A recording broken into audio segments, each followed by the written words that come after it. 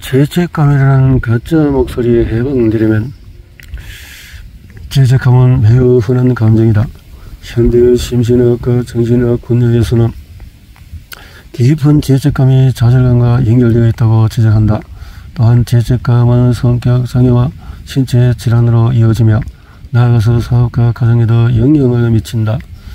아기는 죄의식이 없이 태어나지만 어머니가 화를 내거나 기분이 안 좋으면 자기 때문인 줄 알고 처음으로 죄책감을 느낀다. 음식과 안락함, 사랑과 안정을 얻기 위해서는 아이는 어머니에게 기댈 수밖에 없으므로 아기에게 어머니는 신이나 다름없는 전기와 권위와 교회를 상징한다. 아이를 질책하며 어머니는 하나님의 벌을 줄 거라고 하곤 한다. 어린아이는 어머니의 말을 이해하지 못하고 당황한다. 그리고 본능적으로 아이는 어머니의 사랑, 안정감과 단절되었다고 느낀다. 아이는 자신이 이해하지 못하는 일로 벌을 받아서 혼란스러워하고 스스로는 나쁜 아이라고 결론을 내린다. 부모님이 원하는 방향과 정반대라서 자신의 욕망이 좌절되면 아이의 죄책감과 죄의식은 깊이만 간다. 원죄와 세력의 진정한 의미는 아담과 하와가 죄를 지었기 때문에 아이들도 원죄를 가지고 태어난다. 이로는 시대적으로 맞지 않는 결이다. 원죄의 진정한 의미는 신성한 기원을 잊고 하나님의 진리 대신에 인간의 명령을 따르고 미신을 맺는 것이다. 세상의 모든 아이는 인간의 마음을 가지고 태어나서 주변 환경의 지배를 받는다. 외부의 힘에 휘둘리는 게 원죄가 본래 뜻하는 바이기도 하다. 마음의 법칙을 배우고 내 안에 신성이 있음을 깨달으면 더 어린 시절의 금기와 제한, 그릇된 믿음, 타락한 교리에 얽매이지 않는다. 자녀의 마음을 정화하고 싶다면 가정을 하나님의 임재로 가득 채워야 한다. 자녀에 담긴 물이 더럽다고 비난하고 욕한다고 해서 더러운 물이 깨끗한 물이 되는 것은 아니다. 아이에게 인간은 본래 사악하며 원죄를 가지고 태어났다고 말해서는 안 된다.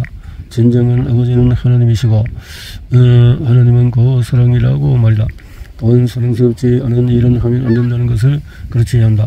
선한 양식은 황금률을 지키고 다른 사람을 사랑하며 정직의 세상의 병책이라고 생각하고 행동하는 것이다. 어머니와 아버지의 역할은 스컹크와 고형의 차이점을 설명하듯이 옳은 것과 그런 것의 차이점을 가르치는 것이다. 자녀는 학교에 가서 예의범죄를 배우고 적절한 가르침을 받아야 한다. 무엇이 옳고 진실하며 고귀한지, 하나님의 자질이 깃들어 있는 것이 무엇인지를 배워야 한다. 일요일에 교회에 가지 않아서 하나님이 벌을 내리실까봐 두려워하는 소년이 있었는데 이는 부모와 선생님이 무의식적으로 심어놓은 미신이자 그릇된 믿음의 속삭입니다. 죄책감. 어린 시절 우리는 금기와 제한, 훈계 속에서 살아가고 하지마라는 말을 쉴 새 없이 들으면서 자랐다. 하나님은 그 누구도 벌하시지 않으신다. 하나님은 이미 나를 용서하셨으므로 하나님의 힘은 대면에 있다. 과거의 사람들은 자신들이 통제할 수 없는 힘의 지배를 받는다고 느꼈다. 태양은 떠서 오지만은 때로는 땅을 메마르게 했다. 불은 생명을 앗아갔고 천둥 소리의 공포를 느꼈다. 물이 분놈하면은 키우던 가축들이 익사했다. 고대 사람들은 신이 외부에서 힘을 행사한다고 생각했다. 원시적이고 근본적인 믿음이었다. 자연의 사랑과 신의 노여움, 재앙에 대한 두려움과 희망에서 최초의 종교적인 아이디어가 피어났다. 원시인은 아주 기본적인 처리 능력만 갖추었기 때문에 자신보다 더 강한 사람이 자신을 해치려고 할 때에 뇌물을 주거나 저 자세로 나가면 상대방의 마음을 달릴 수 있다고 생각했다. 초론 능력이 부족했던 그들은 바람과 별, 물의 지성에 빌기 시작했다. 자신의 말을 듣고 기도에 응해 주기를 바라며 바람과 비의 신들에게 제물을 바쳤다. 고대인은 신의 노여움을 달리기 위해서 송아지, 어린 양, 염소, 비둘기를 제물로 바치는 의식을 하곤 했다. 태풍이 불어닥치거나 형자, 가뭄이 들면 사람들은 신은 노여움을 샀다고 믿었다. 사제들은 사람들에게 답을 주어야 했다. 그들은 답을 주지 않으면 사람들이 사제를 죽였기에 사제들은 사람들의 미신적인 상상력을 충족시키는 답을 했다. 현대의 과학자는 자연의 법칙을 따른다. 자연의 법칙을 바꿀 수는 없기 때문이다. 우리가 믿는 종교도 자연 법칙에 부합해야 한다. 학문들과 사람의 법칙이라는 관점에서 생각하자. 화학, 물리학, 수학, 공학 법칙을 거슬 수 있다고 생각하는가? 위대한 생명의 법칙을 공부해보라. 하나님은 생명이시며 생명은 나를 통해서 아름다움과 조화, 기쁨, 사랑, 질서, 풍요를 표현하려고 하신다. 양심은 진정한 내 목소리가 아니다. 우리는 내면의 자존감을 지키면서 살아가야 한다. 나는 생명계획을 이루면서 필요한 존재이다. 내면에 하나님을 드높이지 않으면 스스로를 열등하고 부적절하다고 느끼고 죄책감은 양심에서 비롯된다는 것을 알아야 한다. 양심의 소리를 하나님의 목소리가 주장하는 사람의 주장의 사실은 그렇지 않다. 양심은 내면의 느낌이자 다른 사람의 목소리다. 스페인 정교 재판 당시에 수천 명의 개신교 신자들이 양심이라는 미명하에 처형당이다. 여기서 양심은 종교적인 증오와 편협함을 대변한다. 고고학자에 따르면 고대 바빌로니아에서는 부모가 만든 소소한 교율이나 규칙을 아이가 위반하면 돌로 쳐서 죽였다. 오늘날 많은 사람이 신경감인적인 양심의 피해자다. 양심은 종교와 인종, 사회적인 영향력에 따라서 다르기에 내가 양심이라고 부르는 것과 하나님의 목소리를 구별하는 법을 배워야 한다. 하나님께서는 언제나 평화로운 의지로 말씀하시고 결코 혼란스럽게 하지 않으신다. 한 젊은 여성이 나를 찾아왔다. 그녀는 병에 걸릴까봐 두려워 하루에 100번 정도는 손을 씻는다고 고백을 했다. 나는 여성에게 사랑에는 신조도 인종도 정보도 없으며 사랑은 모든 종교적인 교리를 초월한다고 말했다. 그녀는 어머니가 왜 이런 우스꽝스러운 편지를 썼는지 이해했다. 하나님 안에서는 노예도 자유인도 없으며 가톨릭 신자나 개신교 신자, 힌두교 신자나 무신론자도 없다.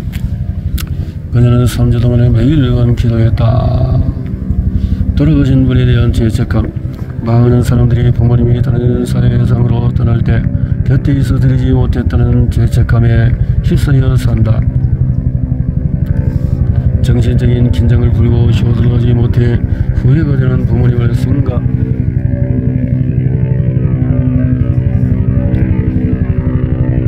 헬리콥터 소리가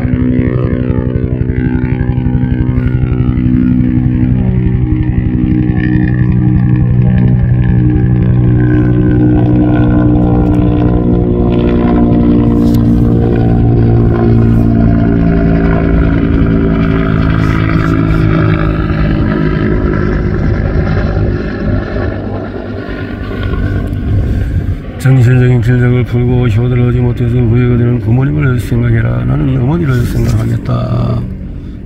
영혼의 기쁨으로 채워지는 게 느껴질 때까지.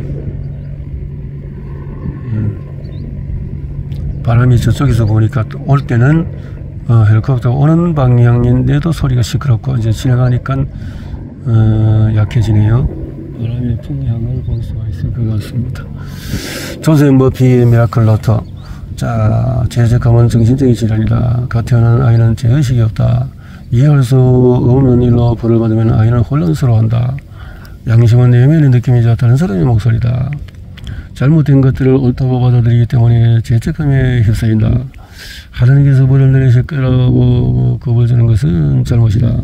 선한 양심이란 황금률을 지키고 다른 사람을 사랑하며 원죄의 진정한 의미는 신성한 기본을 잊고 하나님의 진리 대신에 인간이 명하는 말을 따르는 것이다. 하나님은 어떤 종교도 믿지 않으시므로 종교적인 교리나 신조, 인간의 의견에 관해서는 아무것도 모르신다. 하나님께서는 사람을 차별하지 않고 모든 일을 똑같이 대하신다.